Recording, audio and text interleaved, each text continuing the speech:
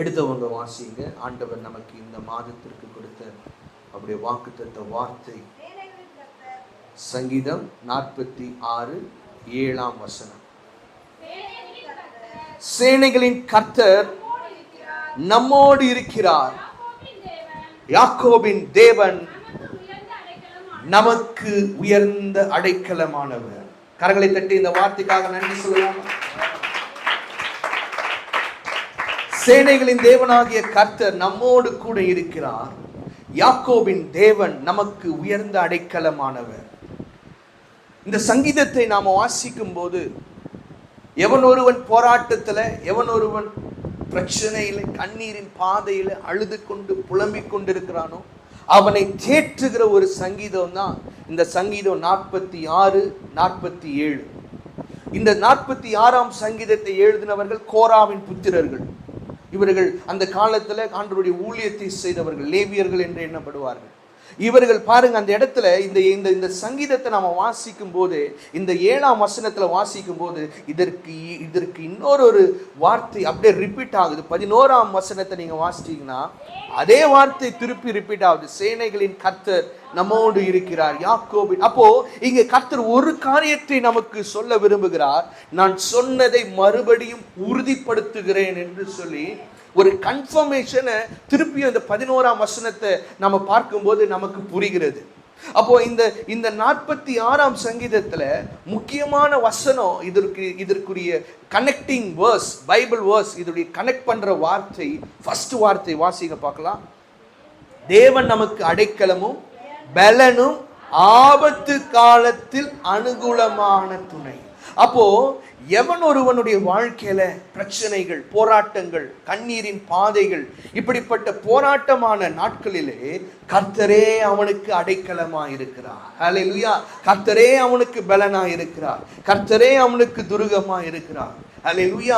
அப்போ என்னுடைய வாழ்க்கை, ஒருவேளை நான் ஒரு பலவீனத்துல இருக்கலாம், ஒருவேளை நான் கடன் பிரச்சனையில இருக்கலாம், என்னுடைய வாழ்க்கை ஒரு அழிவுக்கு நேராய் போய்கொண்டிருக்கிற ஒரு நிலைமையில நான் காணப்படலாம். என்னுடைய வாழ்க்கையில ஒரு முடிவே இல்லையா, இது இப்படிதான் தொடருமா, இதற்குரிய காரியங்களுக்கு ஒரு முடிவே வராதா, எப்பொழுது என்னுடைய வாழ்க்கையில நான் ஒரு விடுவு காலத்தை பார்க்க போகிறேன் என்று சொல்லி இப்படிப்பட்டவர்களுக்கு தான் ஆதரவாய் எழுதப்பட்டிருக்கிற இந்த சங்கீதம் 46:7. சேனைகளின் கர்த்தர் நம்மோடு இருக்கிறார், யாக்கோபின் தேவன் நமக்கு அடைக்கலம்.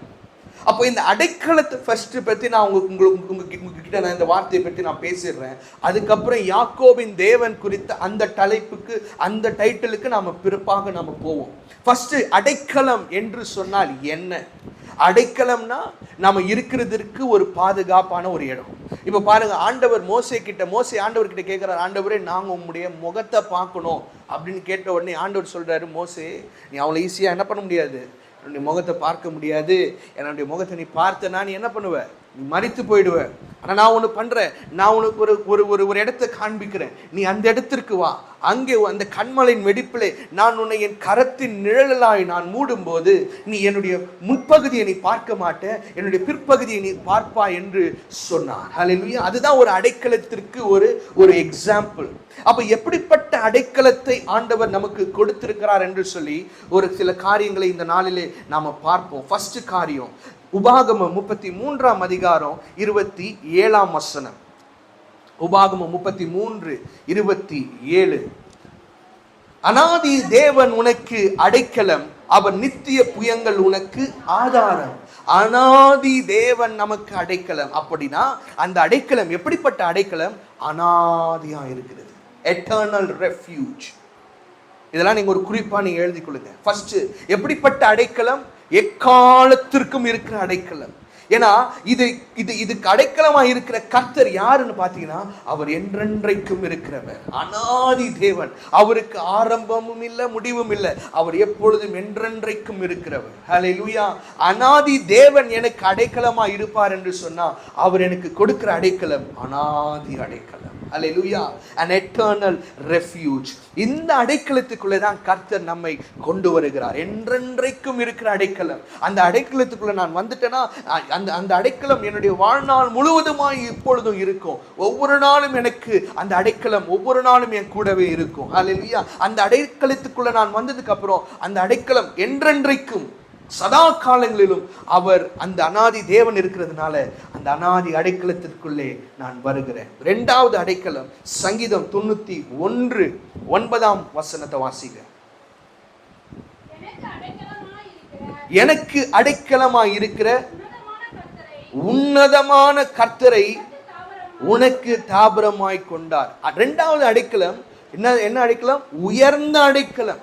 உன்னதமானவருடைய மறைவில் இருக்கிறவன் சர்வ வல்லவருடைய நிழலில் தங்குவான்.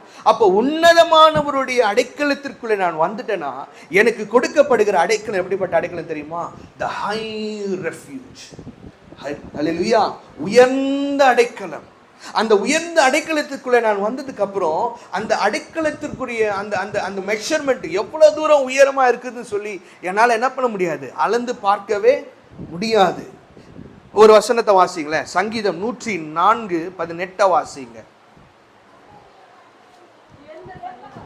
உயர்ந்த பர்வதங்கள் வரையாடுகளுக்கும் கண்மலைகள். உயர்ந்த பர்வதங்களில் வரையாடுகளுக்கு கர்த்தர் என்ன கொடுக்கிறாரு? அடைக்கலத்தை கொடுக்கிறாரு. அப்போ உயர்ந்த பர்வதத்துல வரையாடுகளுக்கே அடைக்கலம் கொடுக்கும் போதும் ஹல்லேலூயா, அவருடைய சாயலால சிருஷ்டிக்கப்பட்ட நீங்களும் நானும் எவ்வளவு விசேஷித்தமானவர்கள். ஹல்லேலூயா, ஹல்லேலூயா. அவருடைய உடன்படிக்கையில பானம் பண்ணுகிறவர்களாகிய நமக்கு கர்த்தர் வைத்திருக்கிற ஒரு பெரிய அடைக்கலம், உயர்ந்த அடைக்கலம். ஹல்லேலூயா. உயர்ந்த அடைக்கலத்திற்குள்ளே கர்த்தர் நம்மை கொண்டு வந்திருக்கிறார். மூன்றாவது வாசிங்க. சங்கீதம் 48:1-2-3. கர்த்தர் பெரியவர்.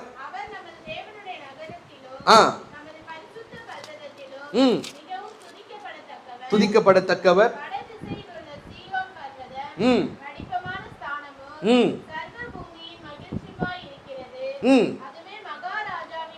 நகரம் உயர்ந்த அடைக்கலமாய் அறியப்பட்டிருக்கிறார். ஜியோன் என்பது கர்த்தர் எனக்கு தருகிற அந்த அடைக்கலம். அந்த ஜியோன் பர்வதத்திற்கு நேராய் நான் வருவேன் என்று சொன்னா அந்த உயர்ந்த அடைக்கலத்தை கர்த்தர் எனக்கு தருகிறார். ஹல்லேலூயா. இந்த உயர்ந்த அடைக்கலம் இதுதான் மகாராஜாவின் நகரம் என்று எழுதப்பட்டிருக்கிறது. அப்போ இந்த ஜியோன் என்கிற அடைக்கலத்திற்குள்ளே கர்த்தர் உங்களை என்னையும் ஆண்டவர் கொண்டு வருகிறார். ஹல்லேலூயா. முதலாவது உயர்ந்த அடைக்கலம், முதலாவது அநாதி அடைக்கலம், உயர்ந்த அடைக்கலம், மூன்றாவது ஜியோன் என்று எண்ணப்படுகிற இந்த அடைக்கலத்திற்குள்ளே நான் வரும்போது நான் எந்த நிலைமையிலும் நான் எதை கண்டும் பயப்பட வேண்டாம். ஏன்னா அந்த இடத்துல யார் இருக்கிறா? மகாராஜா இருக்கிறார். அது மகாராஜாவின் நகரம். ஹல்லேலூயா. அந்த அடைக்கலத்திற்குள்ளே ஆண்டவர் நம்மை கொண்டு வருகிறார். நான்காவது ஒரு அடைக்கலத்தை பார்ப்போம். சங்கீதம் 71:7 வாசிங்க பார்க்கலாம். அநேகருக்கு நான் ஒரு புதுமையை போலானேன், நீரோ எனக்கு பலத்த அடைக்கலமா இருக்கிறீர். A strong refuge. அவர் எனக்கு எப்படிப்பட்ட அடைக்கலமா இருக்கிறாரு? சாதாரணமான அடைக்கலம் கிடையாதுங்க, அது ஒரு பலத்த அடைக்கலம். வாசிங்க. அநேகருக்கு நான் ஒரு புதுமையை போலானேன். ஒரு புதுமைக்குள்ள ஆண்டவர் என்ன பண்றாரு? ஒரு வண்டர். எல்லாரும் என்னை பார்த்து விகைத்து போகிறாங்க, எல்லாரும் என்னை பார்த்து பிரமித்து போகிறார்கள். ஏன்னா கர்த்தர் அவருடைய பலத்த அடைக்கலத்திற்குள்ள என்னை கொண்டு வந்து என்னை அழகு பார்த்து கொண்டிருக்கிறார். ஹல்லேலூயா. சுற்றி இருக்கிறவர்கள் பார்க்கும்போது நான் இவர்களுடைய கண்களுக்கு விசேஷித்தமானவனாய் காணப்படுகிறேன். ஹல்லேலூயா. அப்படிப்பட்ட ஒரு பலத்த அடைக்கலத்திற்குள்ளே கர்த்தர் உங்களை என்னை என்ன பண்றாரு? கொண்டு வருகிறார். ஹல்லேலூயா. அந்த பலத்த அடைக்கலத்திற்குள்ளே நீங்க வந்துட்டீங்கன்னா கர்த்தர் உங்களை பலப்படுத்துவார். ஹல்லேலூயா. கர்த்தர் உங்களை திடப்படுத்துவார். கர்த்தர் உங்களுடைய இருதயத்தை திடப்படுத்துவார். தாவீதை கர்த்தர் திடப்படுத்தினார்.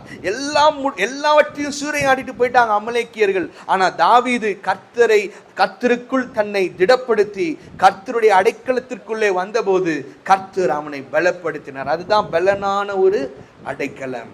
ஹல்லேலூயா. சரி, இப்போ இந்த அடைக்கலம் யார் யாருக்கு ஆண்டவர் தரார் என்று சொல்லி நாம பார்க்கிறோமா? முதலாவது அநாதி அடைக்கலம், இரண்டாவது உயர்ந்த அடைக்கலம், மூன்றாவது ஜியோன் என்று எண்ணப்பட்ட அடைக்கலம், நான்காவது பலத்த அடைக்கலம். இந்த அடைக்கலத்தை கர்த்தர் யாருக்கு கொடுக்கிறார் என்று சொல்லி நாம பார்ப்போம் என்று சொன்னா வாசியுங்கள். ஃபர்ஸ்ட் ஏசாயா 25 அதிகாரத்துல 4 வாசிங்க. கொடூரமானவர்களின் சீரல் மதிலை மோதி அடிக்கிற பெரும் வெள்ளத்தை போல் இருக்கையில் நீர் ஏழைக்கு பலனும் நெருக்கப்படுகிற எளியவனுக்கு திடனும் அடைக்கலம். ஃபர்ஸ்ட் யாருக்கு? ஏழைக்கு, அப்புறம் நெருக்கப்படுகிறவர்களுக்கு. ஹல்லேலூயா, ஹல்லேலூயா. இந்த ஏழைக்கு ஆண்டவர் இறங்குகிறார். யார் யாரெல்லாம் நெருக்கப்படுகிறார்களோ அவர்களுக்கு கர்த்தர் அடைக்கலமா இருக்கிறார். ஒருவேளை நீங்க நெருக்கப்பட்டு, நீங்கள் ஒடுக்கப்பட்டு ஒரு போராட்டமான ஒரு சூழ்நிலையில இருக்கலாங்க, கர்த்தர் உங்களுக்கு அடைக்கலமா இருப்பார். ஹல்லேலூயா. கொடியவரின் சீரல் மதிலை மோதி அடிக்கிற பெரும் வெள்ளத்தை போல வந்தாலும் நான் எதை கண்டும் பயப்பட மாட்டேன். ஏன்னா கர்த்தர் ஏழை ஆகிய எனக்கு அடைக்கலமா இருக்கிறார். எத்தனை பேர் சொல்றீங்க இந்த காலை வேளையில?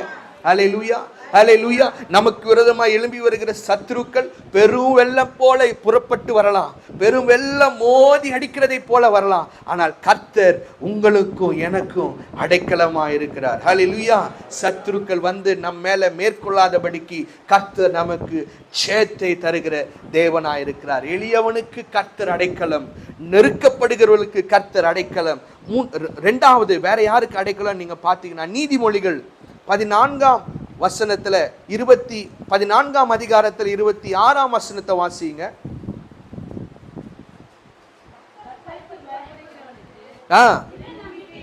திடன் நம்பிக்கை உண்டு, அவன் பிள்ளைகளுக்கும்.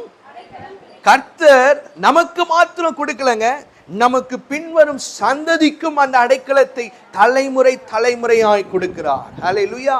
கர்த்தருக்கு பயந்து அவர் வரிகளிலே உண்மையாய் நடக்கிறவனுக்கு கர்த்தர் தலைமுறை தலைமுறையாய் என்ன பண்றாரு? அடைக்கலத்தை கொடுக்கிறார்.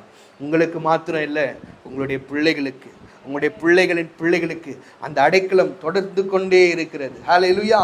ஆனா இதுல முக்கியமான ஒரு கேட்ச் என்னன்னு பார்த்தீங்கன்னா, கர்த்தருக்கு பயப்படுகிறவர்களுக்கு. ஹல்லேலூயா. நாம் கர்த்தருக்கு பயந்து அவருக்கு உண்மையாய் நாம நடக்கும்போது கர்த்தர் நமக்கும் நம்முடைய பின்வரும் சந்ததிக்கும் ஆண்டவர் அந்த அடைக்கலத்தை தருகிறார். மூன்றாவது யாருக்கு அந்த அடைக்கலத்தை தருகிறார்னு நீங்க பார்த்தீங்கன்னா, சங்கீதம் 9ஆம் சங்கீதத்துல 9ஆம் வசனத்தை வாசிங்க பார்க்கலாம். சிறுமைப்பட்டவர்களுக்கு கர்த்தர் அடைக்கலமானவர்.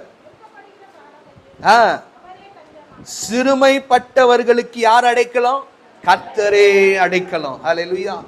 இந்த உலகத்துல நாமலாம், நீங்களும் நானும் யார்? இந்த உலகத்தின் பாப்புலேஷன்ல சிறுமைப்பட்டவர்கள். ஆனா நமக்கு தான் ஆண்டவர் என்ன பண்றாரு? அடைக்கலமா இருக்கிறார். ஹல்லேலூயா. அதனால நாம ஒரு நாளும் சொல்லக்கூடாது, நாங்க என்னங்க சின்ன பாப்புலேஷன், நாங்க இந்த தேசத்துல நாங்க ஒரு 3% தான் இருக்கிறோம். இவங்கெல்லாம் எத்தனை பர்சன்ட் இருக்கிறாங்க தெரியுமா? இந்துக்கள் இத்தனை பர்சன்ட், முஸ்லீம்கள் இத்தனை பர்சன்ட், நாங்கள் என்ன 3% தான் அப்படி நீங்கள் ஒருவேளை எளியவனாய் உங்களை நீங்கள் நினச்சி பார்க்கலாம், சிறுமைப்பட்டவர்களாக உங்களை நீங்கள் நினச்சி பார்க்கலாம். ஆனால் கர்த்தர் நமக்கு அடைக்கலமாக இருக்கிறார். ஹல்லேலூயா, ஹல்லேலூயா. அதை நான் நினைக்கும் போது நான் என்ன சிறுமைப்பட்டவன்னா என்ன, எனக்கு அதெல்லாம் ஒரு பிரச்சனை இல்லை. ஏன்னா கர்த்தர் எனக்கு அடைக்கலமாக இருக்கிறார். ஹல்லேலூயா, ஹல்லேலூயா. சிறுமைப்பட்டவர்களுக்கு கர்த்தரே அடைக்கலமாக இருக்கிறார். இன்னொரு இடத்துல சங்கீதத்தில் 142 4ஆம் வசனத்தை வாசிங்க பார்க்கலாம்.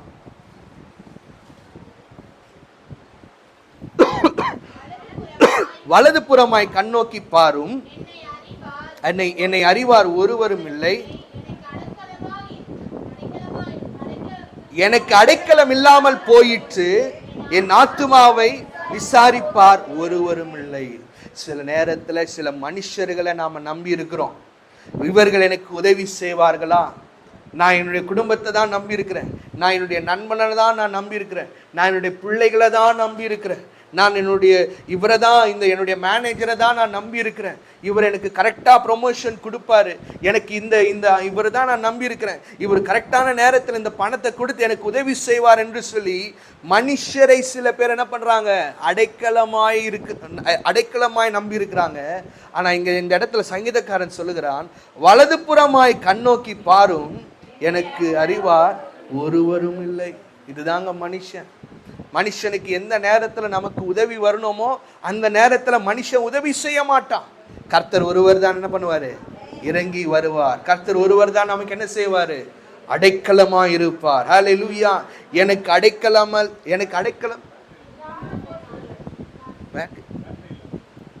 ஹலோ செக் இருக்கு, 2 பாயிண்ட் இருக்கு. Hello check, praise the Lord. Volume கொஞ்சம் லேட்டா இருக்கு. ஹல்லேலூயா. சோ எனக்கு மனுஷரிடத்திலிருந்து வர வேண்டிய ஒத்தாசை, அடைக்கலம் சில நேரத்தில் எனக்கு இல்லாமல் போனாலும் கர்த்தர் எனக்கு அடைக்கலமா இருப்பார். ஹல்லேலூயா, ஹல்லேலூயா. ஒடுக்கப்படுகிறவர்களுக்கு அவர் அடைக்கலம், நெருக்கப்படுகிறவர்களுக்கு அவர் அடைக்கலம், சிறுமைப்பட்டவருக்கு அவர் அடைக்கலம், என் பிள்ளைகளுக்கும் அவர் அடைக்கலமா இருக்கிறார். ஹல்லேலூயா.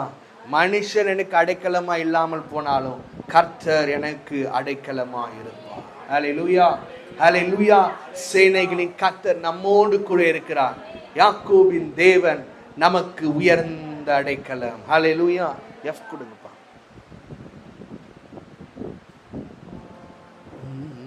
சேனைகளின் தேவன் நம்மோடு இருக்கின்றார். நல்லவர் அவர், வல்லவர், அடைக்கலமானவர். சேனைகளின் தேவன் நம்மோடு இருக்கின்றார். நல்லவர் அவர், வல்லவர், அடைக்கலமானவர். எரிகோ போன்ற சோதனைகள் எதிர்த்து வந்தாலும்,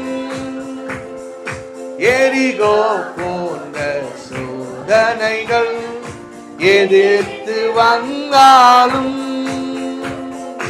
தகர்த்திடுவார், நொறுக்கிடுவார், அகத்திடுவார், நொறுக்கிடுவார், ஜெயத்தை தந்திடுவார், ஜெயத்தை தந்திடுவார். சேனைகளின் தேவன் நம்மோடு இருக்கின்றார். நல்லவர் அவர், வல்லவர், அடைக்கலமானவர். சேனையின் கர்த்தரை நம்பிடுவார், வாக்கியம் அடைந்திடுவார். சேனையின் கர்த்தரை நம்பிடுவார், வாக்கியம் அடைந்திடுவார். உயர்த்திடுவார், தாங்கிடுவார், உயர்த்திடுவார், உன்னை தாங்கிடுவார், நன்மையால் நிரப்பிடுவார், நன்மையால் நிரப்பிடுவார். சேனைகளின் தேவன் நம்மோடு இருக்கின்றார். நல்லவர் அவர், வல்லவர், அதிசலமானவர். ஹல்லேலூயா. இப்பதான் நம்ம மெயின் வசனத்துக்குள்ள போகிறோம். அடைக்கலம் என்றால் என்ன என்று சொல்லி பார்த்தோம். எப்படிப்பட்ட அடைக்கலம் இருக்கிறது, யாருக்கு கர்த்தர் அடைக்கலமா இருக்கிறார். இப்போ எடுத்தவங்க மீண்டுமாய் வாசிங்க. சங்கீதம் 46:7. சேனைகளின் கர்த்தர் நம்மோடு இருக்கிறார். யாக்கோபின் தேவன் அடைக்கலமானவர் என்று எழுதப்பட்டதுக்கு அப்புறம் ஒரு வார்த்தை இருக்குது, அதை வாசிங்க. சேலா. சேலா, சேலா என்று சொன்னா அந்த இடத்துல நிறுத்தி நிதானித்து அந்த வசனத்தின் ஆழத்தை என்ன பண்ணு, புரிஞ்சிக்கோ. அல்லேலூயா. இப்போ நாம் என்ன பண்ண போறோம், இந்த வசனத்தை நிதானித்து அதனுடைய ஆழத்தை நாம பார்க்க போகிறோம். சேனைகளின் தேவனாகிய கர்த்தர் நம்மோடு கூட இருக்கிறார். ஆண்டவர் பாருங்க, அவர் இந்த உலகத்தை படைத்த போது அவர் வானத்தையும் பூமியையும் தம்முடைய வார்த்தை அனுப்பி உண்டாவதாக என்று சொன்னார். எல்லாமே உண்டாயிற்று. எல்லாம் அவருடைய கையில ஆளுகையாய் இருக்கிறது. வானம் அவருடைய சிங்காசனம், பூமி அவருடைய பாதப்படி. இப்படிப்பட்ட வல்லமை உள்ள தேவன் அவர் தன்னை எப்படி அறிந்து கொள்ள விரும்புகிறார் என்று பார்த்தீங்கன்னா, நான் ஆபிரகாமின் தேவன், நான் ஈசாக்கின் தேவன், நான் யாக்கோபின் தேவன், நான் உங்கள் முற்பிதாக்களின் தேவன் என்று சொல்லி இஸ்ரவேல் ஜனங்களுக்கு தம்மை ஒரு மனிதனோடு கூட ஒப்பிட்டு சொல்லுவதற்கு ஒரு காரணம் உண்டு. அவர் God is a jealous God. அவர் சாதாரணமான தேவன் அல்லங்க, அவர் மகிமையுள்ள தேவன், அவர் பயங்கரமுள்ள தேவன். அவருடைய மகிமையை யாருனாலையும் பார்க்க முடியாது. அதை பார்க்கிறவர்கள் மரித்து போயிடுவார்கள். அப்படிப்பட்ட வெளிச்சத்தில் இருக்கிறவர், அப்படிப்பட்ட மகிமையுள்ள சிங்காசனத்தில் வீற்றிருக்கிறவர், அவர் தம்மை எப்படி அறிந்து கொள்ள விரும்புகிறார் என்று பார்த்தீங்கன்னா, நான் யாக்கோபின் தேவன். அல்லேலூயா. அப்போ யாக்கோபினுடைய வாழ்க்கையில ஏதோ சம்திங் நடந்திருக்கிறது. அதனாலதான் கர்த்தர் தன்மை யாக்கோபோடு கூட ஒப்பிட்டு நான் யாக்கோபின் தேவனா இருக்கிறேன் என்று சொல்லுகிறார். யாக்கோபினுடைய வாழ்க்கையின் வரலாறை நாம் எடுத்து பார்க்கும்போது அவர் எப்படிப்பட்ட ஒரு வாழ்க்கை வாழ்ந்திருந்தான் என்று சொல்லி நமக்கு எல்லாருக்கும் தெரியும். அவன் தாயின் கர்ப்பத்திலிருந்து அவன் வெளியே வரும்போது தன்னுடைய சகோதரனுடைய குதின்காலை பிடிச்சுதான் என்ன பண்றான், வெளியே வரான். அவனுக்கு ஒரு பேர் இருக்குது இங்கிலீஷ்ல. அவன் பேர் என்ன தெரியுமா? ஜேக்கப் என்றால் எபிரேயர்ல ஹீல் கேச்சர். என்னது? Heel catcher. அவனுடைய குதின்காலை பிடித்து வெளியே வருகிறான். அப்போ அவன் வெளியே வரும்போதே ஒரு யுத்தம் நடக்குது. ஆண்டவர் சொல்லுகிறார், ரெபெக்கானுடைய உன்னுடைய கற்பத்திலே 2 ராஜ்யங்கள் இருக்குது என்று சொல்லி சொல்றார். அப்போ அவனுடைய பிகினிங் எந்த இடத்துல இருந்து ஆரம்பிக்குது? கற்பத்திலே ஆரம்பிக்குது. அண்ணனுக்கும் தம்பிக்கும் வர சண்டை. அல்லேலூயா. இப்போ இந்த இடத்துல நீங்க பார்க்கும்போது ஏசா என்ன பண்றாரு? தன்னுடைய சேஷ்ட புத்திர பாகத்தை விற்று போட்டான். அல்லேலூயா. யாக்கோபு நயங்காட்டி தன்னுடைய அப்பாவை ஏமாற்றி அவன் என்ன பண்றான்? ஏமாற்றி தன்னுடைய ஆசீர்வாதத்தை, ஏசாவுடைய ஆசீர்வாதத்தை யாக்கோபு என்ன பண்றாரு? பெற்றுக்கொள்ளுகிறான். அவன் எத்தன், அவன் ஏமாற்றுக்காரன், அவன் நயங்காட்டுகிறவன். அவன் எப்படிப்பட்டவன்? அவன் வந்து ஒரு சண்டை போடுறவன், ஹீல் கேச்சர். அப்படினாலே ஒரு யுத்தத்திலே அவனுக்கு எப்பொழுதும் ஒரு சண்டைனா ரொம்ப பிடிக்கும். அப்படிதான் நம்ம அதை எடுத்துக்கொள்ளணும். he wanted to wrestle. அல்லேலூயா. கேட்குறான் அவனுடைய சகோதரன், எப்பா நான் ரொம்ப களைப்பா இருக்கிறேன்ப்பா, எனக்கு ஏதாவது உனக்கு கொடுப்பா அப்படின்னு கொடுக்கும்போது, நீ கொடுத்த அந்த சூப்பை எனக்கு கொடுன்னு சொன்னோடனே உன்னுடைய சேஷ்ட புத்திர பாகத்தை எனக்கு கொடுத்துறியா அப்படின்னு கேட்குறான். அப்படிப்பட்டவன் யாரு? இந்த யாக்கோபு.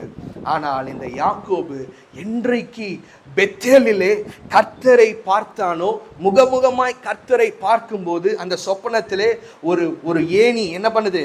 பூமியிலிருந்து வானத்திற்கு நேராக எட்டி இருக்கிறதை கண்டபோது அவன் அழுது அவன் தன்னை அர்ப்பணித்தான் ஆண்டவருடைய சமூகத்திலே. இந்த இடம் நிச்சயமாய் கர்த்தர் வாசம் பண்ணுகிற இடம் என்று சொல்லி அதற்கு பெத்தேல் என்று பெயரிட்டான். அல்லேலூயா. அப்போ அந்த இடத்துல தான் யாக்கோபினுடைய வாழ்க்கை முழுவதாய் மாறினது. அந்த இடத்துல தான் எவ்ரிதிங் சேஞ்ச்டு. யாக்கோபினுடைய வாழ்க்கை அந்த பெத்தேலிலே ஆரம்பித்து அவன் முடிவு வரைக்கும் கர்த்தர் யாக்கோபு கூட இருந்தார். அதுக்கு தான் கர்த்தர் சொல்லுகிறார், நான் யாக்கோபின் தேவன். அல்லேலூயா. அப்ப என்ன காரியம் யாக்கோபினுடைய வாழ்க்கையில நடந்தது?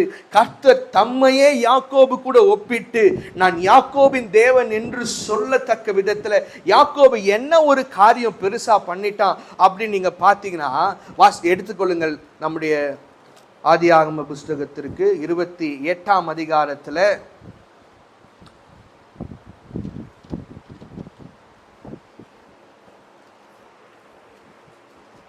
12ஆம் வசனத்திலிருந்து வாசிங்க.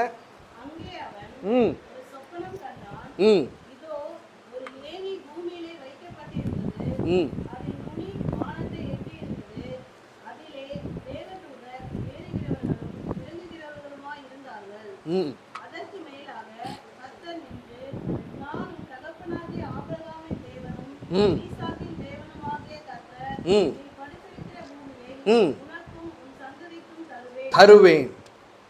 வாசிங்க வாசிங்க.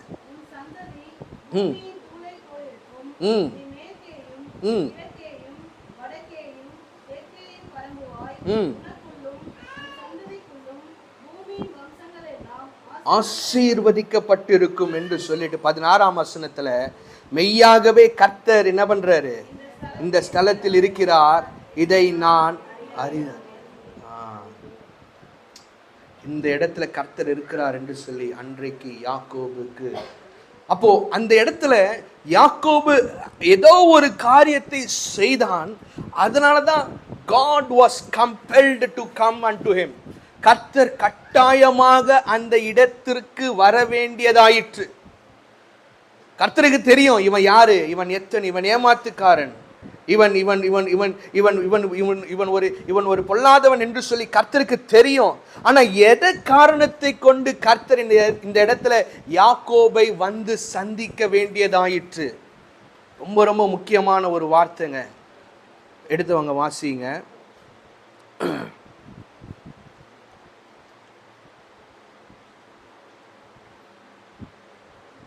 7ஆம் வசனத்தை வாசிங்க.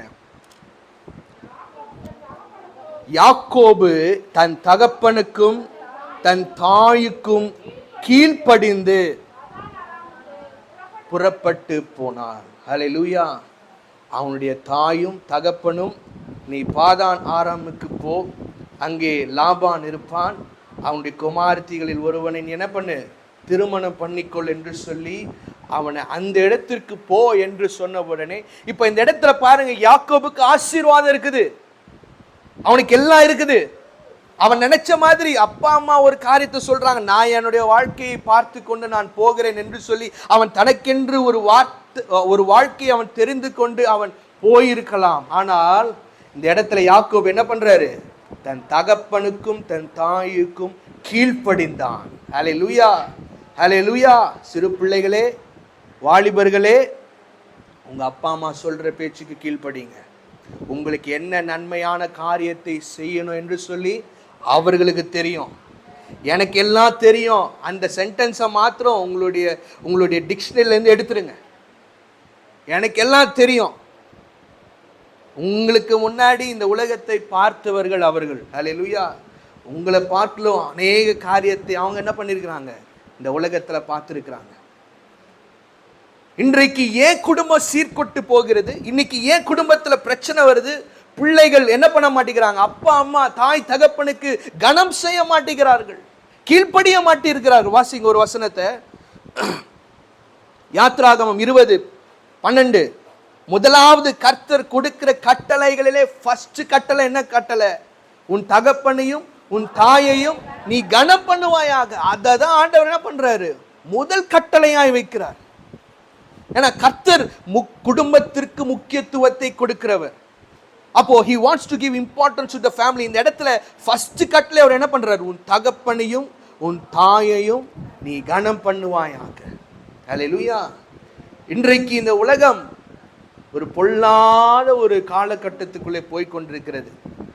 நமக்கு நல்லதை செய்கிறதற்கு, நமக்கு நன்மையான ஒரு வாழ்க்கையை அமைச்சு வைக்கிறதற்கு நம்முடைய அப்பா அம்மா தவிர இந்த உலகத்தில் வேற யாருமே கிடையாதுங்க. ஹல்லேலூயா. இன்றைக்கு ஏன் வாலிபர்கள் வழி விலகி போறாங்க? இன்னைக்கு ஏன் வாலிபர்கள் தங்களுக்கு மனம் போன போக்களை வாழ்ந்து கொண்டிருக்கிறாங்க? தகப்பனுக்கும் தாய்க்கும் கீழ்ப்படியில, கனம் கொடுக்கல. கனம், நீதிமொழிகள் 23:22 வாசிங்க பார்க்கலாம். உன்னை பெற்ற தகப்பனுக்கு செவிக்கொடு. உன்னை பெற்றெடுத்த தகப்பனுக்கு நீ என்ன பண்ணு, செவிக்கொடு.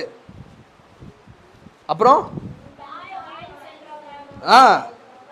அசட்டை பண்ணாதே. அசட்டை பண்ணாதப்பா, உன்னை தாயாரை நீ அசட்டை பண்ணாத.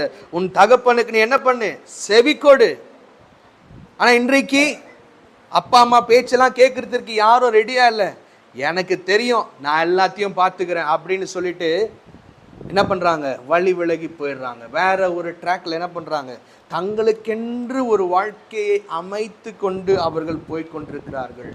ஹல்லேலூயா, ஹல்லேலூயா. இந்த இடத்துல பாருங்க, யாக்கோபு கர்த்தர் அவங்க அப்பா அம்மா சொல்ற பேச்சுக்கு அவன் கீழ்ப்படிந்தான்.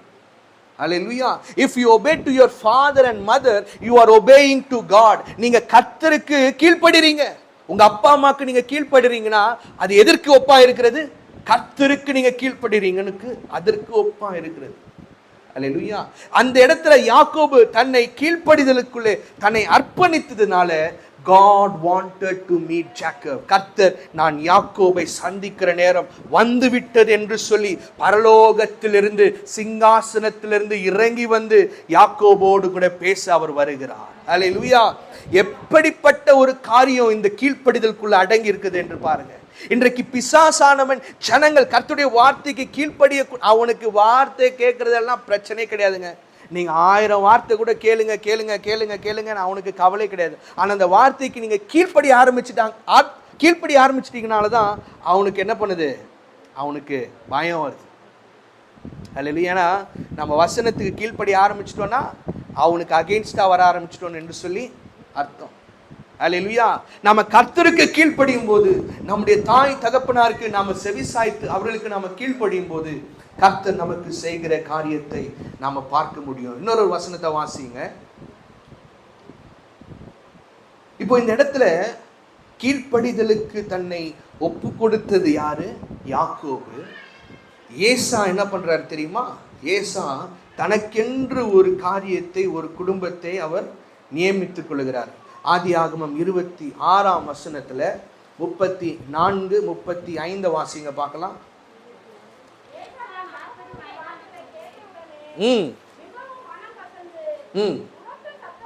இல்ல 26ல 34, 35.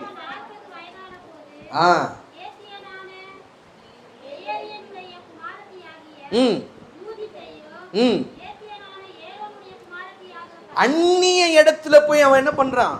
பெண் எடுக்கிறான். யூதியத்தை அவன் என்ன பண்றான்? தனக்கு மனைவியாய் தெரிந்து கொள்றான். இது அவங்க அப்பா அம்மாவுக்கு பெரிய ஒரு மனநோவா இருந்தது. 35ஆம் வசனத்தை வாசிங்க. பாருங்க, செய்யக்கூடாத காரியத்தை என்ன பண்றாரு ஏசா செய்யறாரு. ஏன்னா he was not ready to obey his father and mother. எதற்கு, எந்த ரீசனால ஏசா அவனுடைய சேஷ்ட புத்திர பாகத்தை விற்று போட்டான்னு பார்த்தீங்கன்னா இந்த ரீசன் தான். அல்லேலூயா. அவங்க அப்பா அம்மாவுக்கு அவன் வேதனையை கொண்டு வந்தான். ஆனா யாக்கோபு என்ன பண்றாரு? அவங்க அப்பா அம்மா சொன்ன வார்த்தைக்கு கீழ்ப்படிந்தான். அப்சலோம், தாவீது ராஜாவுடைய அவருடைய ராஜ்யத்திற்கு சொந்த குமாரனே என்ன பண்றான்? அகெயின்ஸ்டா வர ஆரம்பிச்சிட்டான். அவன் அகெயின்ஸ்டா வர ஆரம்பிச்ச உடனே கர்த்தர் என்ன பண்ணாரு? அப்சலோமுக்கு மரணத்தை கொண்டு வந்தார். அல்லேலூயா. உங்க அப்பா அம்மாவுக்கு அகெயின்ஸ்டா நீங்க பண்ணாதீங்க. உங்க அப்பா அம்மா சொல்ற பேச்சுக்கு நீங்க கீழ்ப்படிங்க. நிச்சயமாய் கர்த்தர் உங்களை ஆசீர்வதிப்பதை நீங்கள் கண்டிப்பா உங்கள் கண் பார்ப்பது இன்னைக்கு பார்ப்பீங்க. அல்லேலூயா. உன் தகப்பனையும் உன் தாயையும் நீ கனம் பண்ணுவாயாக என்று சொன்ன ஃபர்ஸ்ட் கமாண்ட்மெண்ட்டே அதுதான். அல்லேலூயா. ஃபர்ஸ்ட் கமாண்ட்மெண்ட்டே அதுதான். பிள்ளைகளே, வாலிபர்களே, உங்க அப்பா அம்மா சொல்றதை என்ன பண்ணுங்க? கீழ்ப்படிங்க. அவங்களுக்கு தெரியும் உங்களுக்கு எப்படிப்பட்ட ஒரு வாழ்க்கையை அமைத்து கொடுக்கணும். அவங்களுக்கு தெரியும் உன்னை எந்த காலேஜில் போடணும், உன்னை எந்த ஸ்கூலில் போடணும், உன்னை எப்படிப்பட்ட ஒரு லெவலுக்கு உன்னை கொண்டு வரணும். உங்களுடைய எதிர்காலத்தை கர்த்தர் அவர்களுக்கு காண்பித்து கொடுத்திருக்கிறார். அவங்க நிச்சயமாய் உங்களுக்கு நன்மையானதை தான் செய்வார்களே தவிர ஒரு நாளும் தன்னுடைய பெற்றோர்கள் தன்னுடைய பிள்ளைக்கு தீமை செய்யணும் என்று சொல்லி நினைச்சு பார்க்கவே மாட்டாங்க. அல்லேலூயா. முதலாவது காரியம் என்ன பண்றாரு? யாக்கோபு கீழ்ப்படுகிறார். இரண்டாவது காரியம் ஆதியாகமம் 28ஆம் அதிகாரத்துல 22ஆம் வசனத்தை வாசிங்க.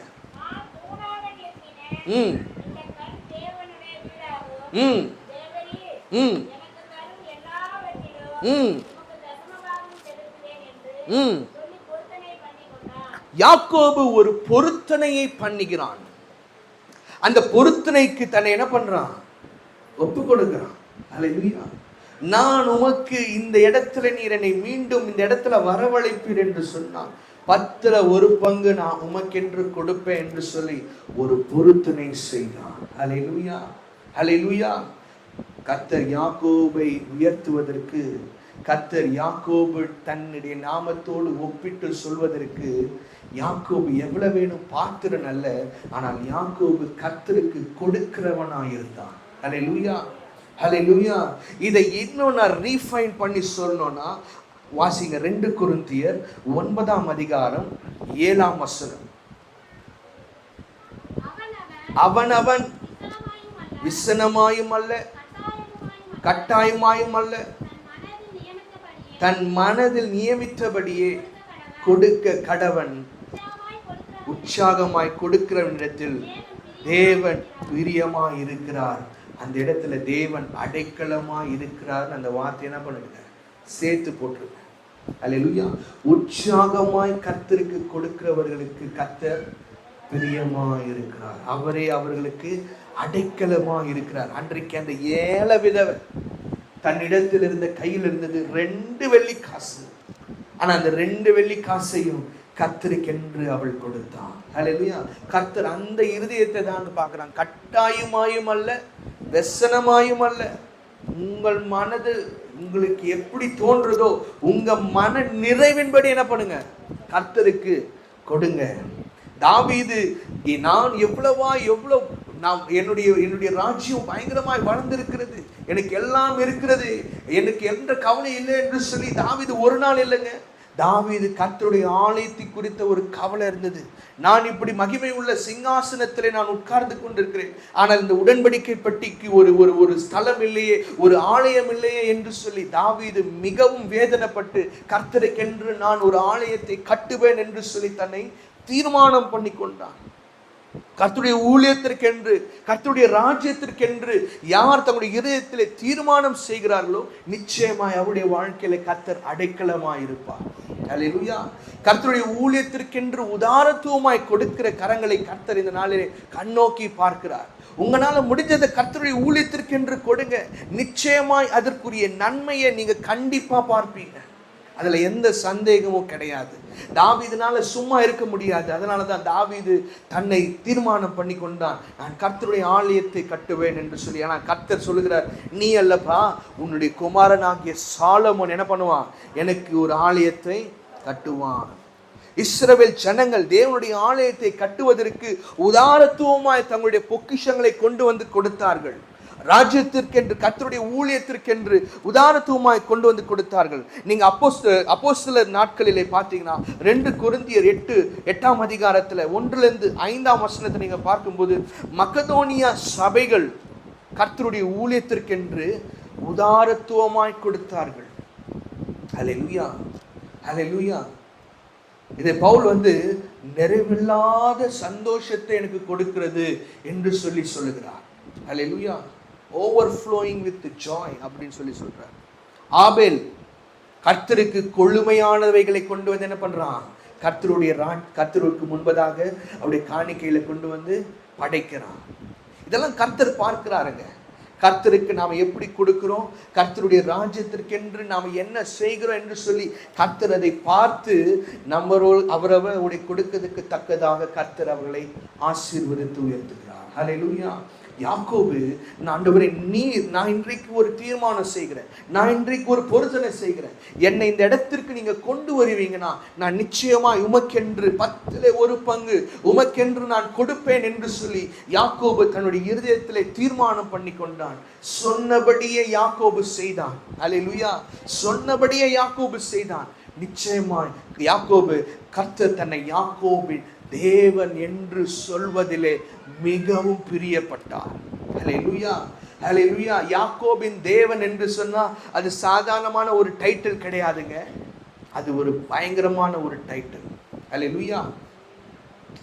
முதலாவது கீழ்ப்படிந்தான், 2வது கர்த்தருக்கு என்று கொடுத்தான், 3வது யாக்கோபு என்ன செய்கிறார் என்று பார்ப்போமா?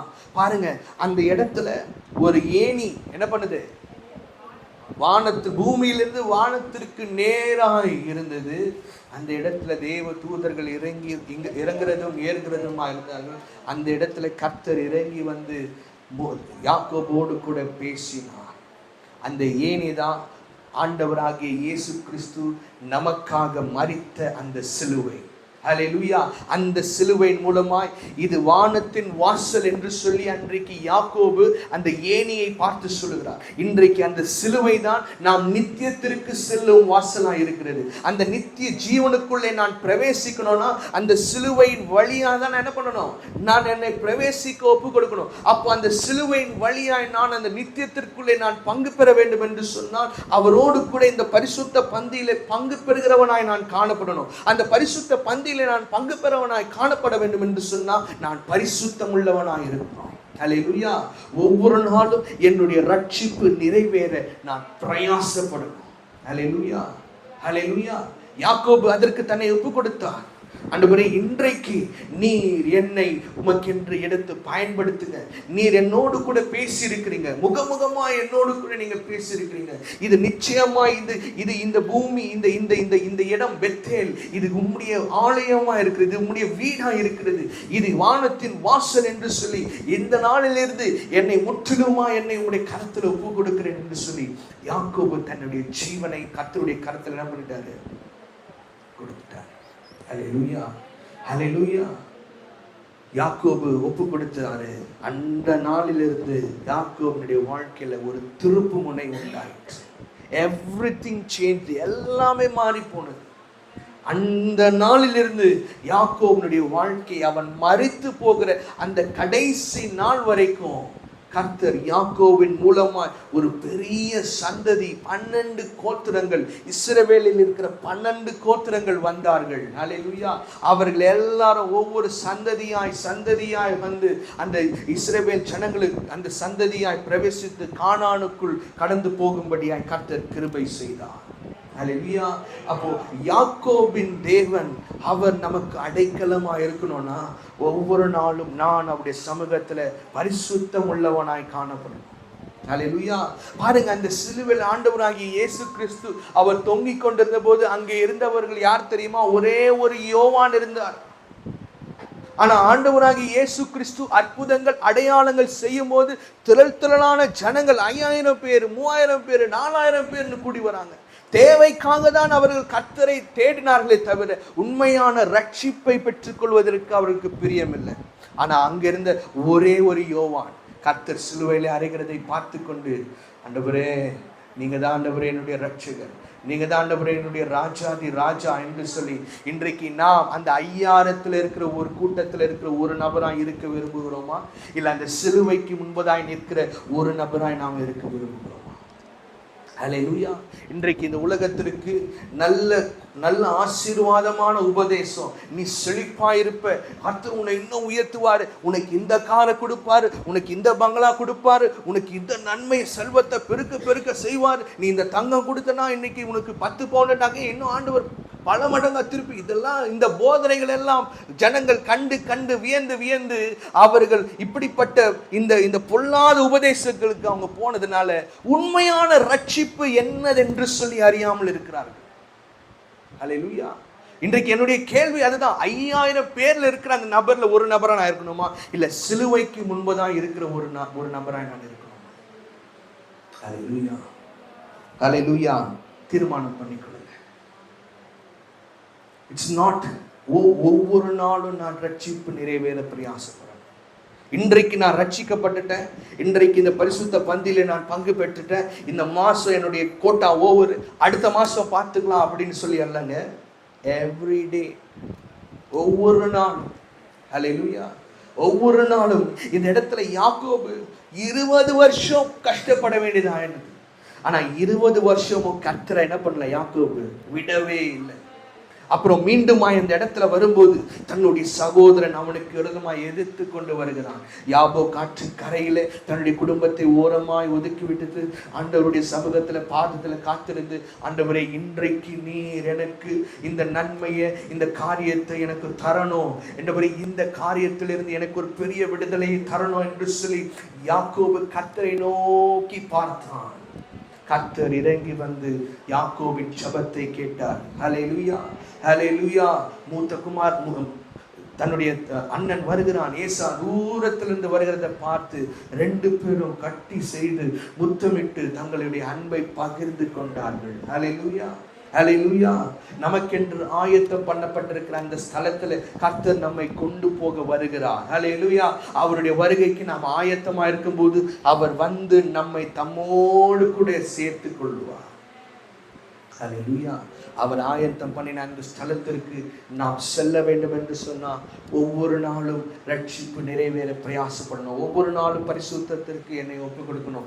ஒவ்வொரு நாளும் என்னுடைய சுத்திகரிப்புக்கு நான் என்னை ஒப்புக் கொடுக்கணும். ஒவ்வொரு நாளும் ஆண்டவரே என் பாவங்களை, என் அக்கிரமங்களை மன்னியுங்க ஆண்டவரே, நான் இந்த பாவம் இனி செய்யாதபடிக்கு நீர் என்னோடு கூட இருங்க என்று சொல்லி ஆண்டவருடைய சமூகத்தில் கேளுங்க. நிச்சயமாய் கர்த்தர் உங்களுக்கு நன்மையானதை தருவார். இந்த இடத்துல பார்க்கிறோம், ஆண்டவர் அந்த இடத்துல சொல்கிறார், இனி உன் பேர் யாக்கோப் என்று எண்ணப்படாமல் இஸ்ரவேல் என்று எண்ணப்படும். யாக்கோப் என்றால் இண்டிவிஜுவல், இஸ்ரவேல் என்றால் ஒரு ஜனம், ஒரு கூட்டத்திற்கு நான் உன்னை பெரிய ஜாதியாய் உயர்த்துவேன் என்று சொல்லி கர்த்தர் சொல்லுகிறார். பாருங்க, வாசிங்க சங்கீதத்துல 146 சங்கீதத்துல 5ஆம் வசனம். யாக்கோபின் தேவனை தன் துணையாக கொண்டிருந்து கர்த்தர் மேல் நம்பிக்கை வைக்கிறவன். கர்த்தர் என்ன, யாக்கோபு கர்த்தரை தனக்கு துணையாய் தெரிந்து கொண்டார். இப்போ ஆண்டவர் என்ன சொல்றாரு, யாக்கோபின் தேவனை தன் துணையாய் கொண்டிருக்கிற மனுஷனுக்கு கர்த்தர் என்ன பண்ணுவாரு, உண்மையில் கர்த்தர் நன்மை செய்வார். அது மாத்திரமல்ல, ஏசாயால 9ஆம் அதிகாரத்துல 8ஆம் வசனத்தை நாம பார்க்கும்போது ஆண்டவர் யாக்கோபுக்கு ஒரு வார்த்தையை அனுப்பினார், அது இஸ்ரவேல் மேல் இறங்கிற்று. ஹல்லேலூயா. கர்த்தர் உங்களுக்கு நேராக ஒரு வார்த்தை அனுப்புறாருன்னா அது உங்களுக்கு மாத்திரம் அல்லங்க, அது உங்களுடைய குடும்பத்திற்கும் வந்து இறங்கும். ஹல்லேலூயா. யாக்கோப் என்று சொன்னா ஒரு நபர், இஸ்ரவேல் என்று சொன்னால் ஒரு கூட்டம். ஹல்லேலூயா. ஹல்லேலூயா. ஒரு நபருக்குரிய ஆசீர்வாதம் மாத்திரமல்ல, உங்கள் மூலமாய் உங்களுடைய குடும்பத்திற்கும் ஆண்டவர் என்ன பண்ணுவாரு, ஆசீர்வாதத்தை, நன்மையை கட்டளையிடுவார். அது மாத்திரமல்ல, என்னாகமம் 23:23 நாம வாசிக்கிறோம், யாக்கோபுக்கு விரோதமான மந்திரமும் இல்லை, இஸ்ரவேலுக்கு விரோதமான குறி சொல்லுதலும் இல்லை. உனக்கு விரோதமான யாரும் உனக்கு விரோதமாய் மந்திரம் செய்ய முடியாது. உன் குடும்பத்திற்கு விரோதமாக யாரும் என்ன பண்ண முடியாது, குறி சொல்ல முடியாது. ஏன்னா நான் எப்படி இருக்கிறேன், நான் என்றென்றைக்கும் உங்களுக்கு அடைக்கலமா இருக்கிறேன். ஹல்லேலூயா. அது மாத்திரமல்ல, என்னாகமம் 24ஆம் வசனத்துல 24ஆம் அதிகாரத்துல 5ஆம் வசனத்துல நீங்க பார்க்கும்போது, யாக்கோபே உன் கூடாரங்களும் இஸ்ரவேலே உன் வாசல்களும் எவ்வளவு அழகா இருக்கிறது. ஹல்லேலூயா. ஹல்லேலூயா. அவர் உங்களுக்கு அடைக்கலமா இருப்பார் என்று சொன்னா உங்களுடைய வீடு, உங்களுடைய நீங்க இருக்கிற இடம் கர்த்தர் அழகாய் மாற்றுவார். ஹல்லேலூயா.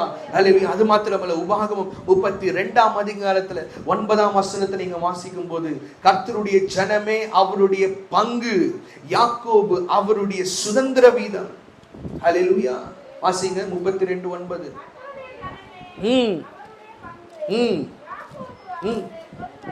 பாருங்க, யாக்கோபு அவர் என்ன பண்றாரு, யாக்கோபை தமக்கென்று தெரிந்து கொள்ளுகிறார். அதனாலதான் அவர் என்ன பண்றாரு, I want to be called as the God of Jacob. நான் யாக்கோபின் தேவன் என்று கூப்பிடுகிறதை நான் விரும்புகிறேன். சங்கீதம் 84:8 நீங்க வாசிக்கும் போது, சேனைகளின் தேவன் ஆகிய கர்த்தாவே என் விண்ணப்பத்தை கேட்டருளும், யாக்கோபின் தேவனை செவிக்கொடும். ஹல்லேலூயா. ஹல்லேலூயா. சங்கீதம் 135:4 நீங்க வாசிக்கும் போது, கர்த்தர் யாக்கோபை தமக்காகவும் இஸ்ரவேலை தமக்கு சொந்தமாகவும் தெரிந்து கொண்டார். கரங்களை தட்டி ஹல்லேலூயா.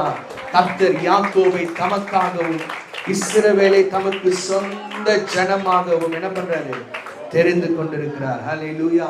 சேனைகளின் கர்த்தர் நம்மோடு இருக்கிறார். யாக்கோபின் தேவன் நமக்கு உயர்ந்த அடைக்கலம். ஹல்லேலூயா. கண்களை மூடி நாம ஜெபிக்கலாமா?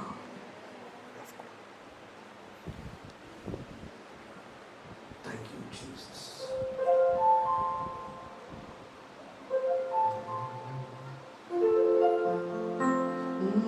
ஏதும் இல்லை என்ற கவலை இல்லை, துணையாளர் என்னை விட்டு விலகவில்லை.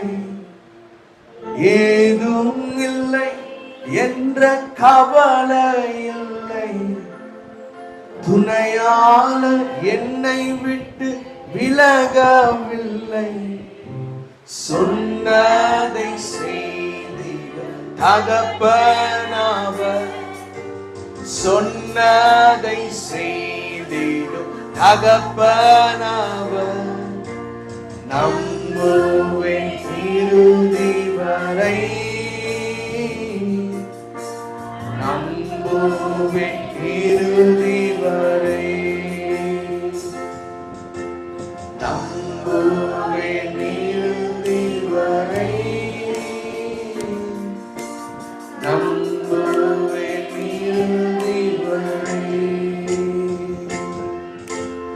என் ஓட்டத்தில் நான், அப்படியே நாம் எல்லாரும் முழங்கால் படிட்டு, நேசிப்பவர் என்னை வெறுக்கவில்லை, என் ஓட்டத்தில் நான் தனிமையில், நேசித்தவர், நேசித்தவர் என்னை வெறுக்கவில்லை, தகப்பன் வீட்டில் கொண்டு சேர்.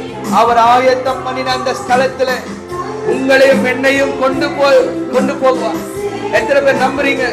எத்தனை பேர் விசுவாசிக்கிறீங்க? நம்புவேன் இறுதி வரை. அதுதான் எனக்கு என்றென்றைக்குமா இருக்கிற அவர் ஆயத்தம் பண்ணின பரலோக ஸ்தலம். ஹல்லேலூயா. ஓ எஸ் ஆமே. நான் அந்த அடைக்கலத்திற்குள்ளே ஆண்டவரை நான் போகணும். அந்த அடைக்கலத்திற்குள்ளே என்ன நீங்க கொண்டு போங்க. கர்த்தரை பார்த்து கேட்பீங்களா? என் ஓட்டத்தில் நான் தனி, ஆண்டவரே நீர் ஆயத்தம் பண்ணின அந்த ஸ்தலத்துல சிப்பவர் என்னை வெறுக்க, என்னுடைய ஓட்டத்தில் நான் ஒரு நாளும் தனிமை இல்லாண்டவரே. யாக்கோபின் தேவன் அவர் என்னுடைய அடைக்கலமாய் இருக்கிறீர். சேனைகளின் தேவனாகிய கர்த்தர் நம்மோடு கூட இருக்கிறார். அவர் ஆயத்தம் பண்ணின அந்த ஸ்தலத்திலே தகப்பன் வீட்டில் கொண்டு சேர்த்திடுவார், தகப்பன் வீட்டில் கொண்டு சேர்த்திடுவார். நம்புவேன் இறுதி வரை, நம்புவேன் இறுதி வரை, நம்புவேன் இறுதி வரை. ஆமென். நம்புவேன் இறுதி வரை. யாக்கோபின் தேவன் என் தேவன், எனக்கென்று துணை அவரே. இன்னாலும் நடத்துவாரே. யாக்கோபின் தேவன் என் தேவன், எனக்கென்று துணை அவரே. இன்னாலும் நடத்துவாரே. இந்த ஓட்டத்தில் நாம் ஒரு நாள் தனிமை இல்லாண்டவர். நீர் எங்களோடு கூட இருக்கிறீர். சேனைகளின் தேவனாகிய கர்த்தர் நம்மோடு கூட இருக்கிறார். அவர் நமக்கு ஆயத்தம் பண்ணின அந்த ஸ்தலத்திலே கொண்டு போவார். ஆண்டவரே நாங்கள் நம்புகிறோம், ஆண்டவரே நாங்கள் விசுவாசிக்கிறோம். நீர் எங்களுக்கு ஆயத்தம் பண்ணின என்றென்றைக்கும் நித்திய நித்தியமா இருக்கிற அந்த அடைக்கலத்திற்குள்ளே நீர் எங்களை கொண்டு போக போறீங்க ராஜா. இன்றைக்கு எங்களை நாங்கள் முற்றிலுமாய் உம்முடைய வார்த்தைக்கு கீழ்ப்படிந்து ஆண்டவரே உமக்கென்று உற்சாகமாய் கொடுத்து ஆண்டவரே ஒவ்வொரு நாளும் பரிசுத்தத்தோடு உம்முடைய சமூகத்துல வந்து நிற்க, ஆண்டவரே பரிசுத்தத்தோடு நாங்கள் ஜீவிக்க எங்களை நாங்கள் அர்ப்பணிக்கிறோம் ராஜா. உடைய பிள்ளைகளுடைய கருத்தில் ஒப்பு கொடுத்து ஜெபிக்கிறேன். கொடுத்த வார்த்தையின்படி இந்த மாதம் முழுவதுமாய் நீர் இவர்களுக்கு நித்திய அடைக்கலமாய், அனாதி தேவன் அனாதி அடைக்கலமாயிருங்க, உயர்ந்த அடைக்கலமாயிருங்க. சீயோன் பர்வதத்திலே வந்து தங்கி இருக்கிற உடைய பிள்ளைகளுக்கு நேரே அடைக்கலமாய் இருப்பீராங்க. பலனான ஒரு அடைக்கலமாய் இருந்து ஆண்டவரே ஏழையாங்கி எங்களுக்கு, நெருக்கப்பட்டிருக்கிற எங்களுக்கு, ஒடுக்கப்பட்டிருக்கிற எங்களுக்கு, சிறுமைப்பட்டிருக்கிற எங்களுக்கும் எங்களுடைய பிள்ளைகளுக்கும் நீரே அடைக்கலமாய் இருந்து நாங்கள் மனுஷரை யாரையும் நம்பிராதபடிக்கு நித்திய நித்தியமாய் உண்மையே நாங்கள் நம்பி இருக்க கிருபை செய்வீராக. பிள்ளைகள் ஏறெடுக்கிற இந்த விண்ணப்பத்திற்கு நீர் பதில் கொடுப்பீராக. இந்த மாதத்தை நான் எப்படி ஓட்டுவேன் என்று சொல்லி சில பேர் இந்த இடத்துல வந்திருக்கலாம். ஆண்டவரே, கர்த்தர் உங்களுக்கு அடைக்கலமாய் இருப்பார், கர்த்தர் உங்களுக்கு அரணாய் இருப்பார், கர்த்தர் உங்களுக்கு தாபரமாய் இருப்பார், கர்த்தரே உங்களுக்கு தஞ்சமாய் இருப்பார். உங்கள் தலையை உயர்த்துகிற கர்த்தர் ஒருவரே.